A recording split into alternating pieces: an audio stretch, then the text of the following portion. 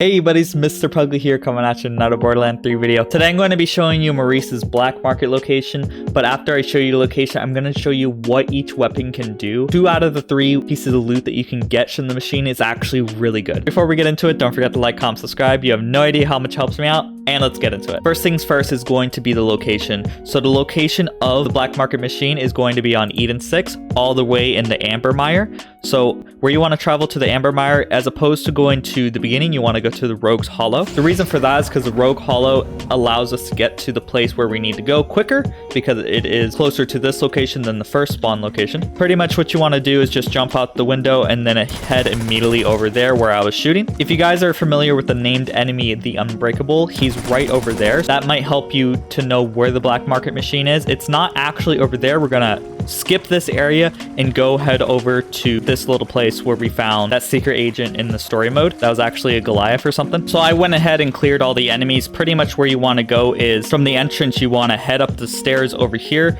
go over stairs over here, and while we're running, you can actually see the black market machine in the distance over here. So once you get here, make sure you have a lot of cash, because once you press shop, the machine will despawn for 15 in-game minutes, I believe. Correct me if I'm wrong in the comments. But pretty much once you have the desired amount of cash, which you need a lot of, but you should have some cash saved over, you'll see that it has the Mongrel, the Warlord, and the Surge. Now the Mongrel and the Warlord are both pretty good. Of course, the Warlord isn't as good as other assault rifles you could use, but it's pretty decent. And then the Mongrel is actually really good. I actually have a build set up for the Mongrel that I'll be releasing probably tomorrow. So if you guys are watching on Friday, there'll be a link on the top right for the build video for the Mongrel. But besides that, there's the Surge, which is just kind of an grenade. I'm going to head over to Sanctuary so I can showcase all these weapons. And for those of you who weren't familiar with the area I actually showed you, I'm going to show you right here on the minimap in the Ambermire. It's right over here on this little corner. I'm going to zoom out all the way. There's a vending machine right here, just in case you guys are unfamiliar where to look on the map. It's right over here. And now let's actually test those weapons. So let's first get the least exciting one out of the way. Is going to be the grenade. As many of you know, grenades have a good reputation of being underwhelming in the game. A lot of grenades aren't really that powerful, this one included. But of course there are some gems, but this one is certainly not a gem. It's definitely one of the worst grenades in the game. Basically, you throw it and it's going to bounce multiple times, throwing MIRVs all around the area. It's really cool and fun to look at, but it's very unpractical. The explosion radius isn't even that good on Moze, and it didn't hit the target dummy at all, despite it being right next to it. Sure, it hit it a couple times. It's just a very niche grenade. I wouldn't recommend using it. It can come in all elements, so you can farm it like that if you'd like. The next thing is going to be the Warlord. Now, the Warlord is a dual assault rifle that has 2 firing modes. They're both going to be full auto. The only difference is that one has a red dot sight, and then the other one has a big zoom for the scope, which is very nice for hitting crits if you'd like.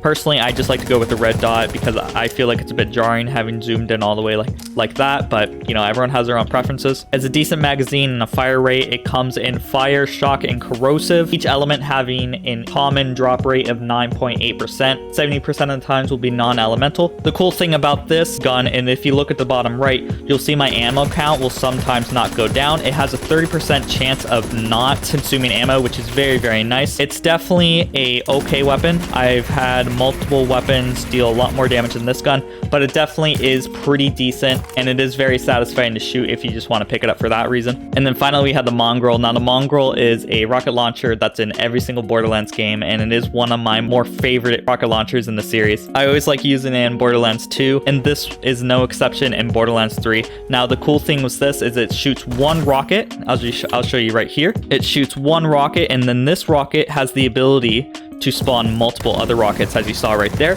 and it has the ability to spawn those mini rockets multiple times, not just once. So I'm going to shoot it in an area that has a lot of distance so we can see how many mini rockets it can shoot. This gun can come in fire, shock, corrosive, cryo, and radiation, each having an 8% chance of dropping with the element. Most Mongrels are going to be non-elemental, which is a 6% of Mongrels that drop. Each shot does consume 2 ammo. As I show you right here, it spawns 1 and 2 sets of mini rockets, and in total I believe it shoots 16 projectiles, which is amazing. Keep in mind it does consume 2 ammo per shot, but it does tons and tons of damage. Just to show you how much damage it deals, I'm going to go over to Grave Ward so you can see as health pool melt with this. So right now I'm just using a basic amp shot Moze build. I'm just going to real quick put some target softenings on him, enter exit Iron Bear for action skill end, and then we're gonna run at Iron Bear, the Grave Ward, and see how much damage it can deal. So right there, just in a couple shots, it almost one-shot Grave Ward, which is amazing. We're just gonna do a couple more shots here.